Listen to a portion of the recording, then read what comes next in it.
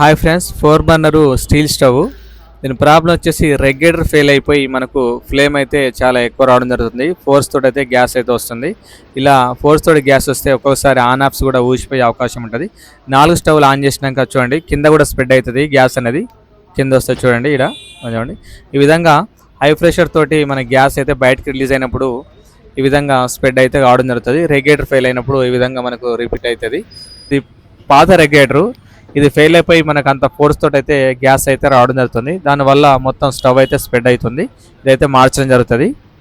జెట్లు దీని కింద ఏమన్నా జామ్ అయితే పైన టాప్ అనేది తీసేసుకుంటే దీని లోపల జెట్లు అయితే ఉండడం జరుగుతుంది. 4 స్టవ్లకు ఈ టాప్ తీసేసి ఈ జెట్ అయితే క్లీన్ చేసుకోవచ్చు.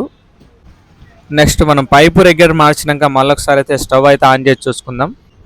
ఆన్ చేసినాక చూడండి మనకు అప్పటికిప్పటికి చాలా డిఫరెన్స్ అయితే ఫ్లేమ్లో రావడం జరిగింది. ఇప్పుడు చాలా ఫ్లేమ్ అయితే తక్కువ రావడం జరుగుతుంది.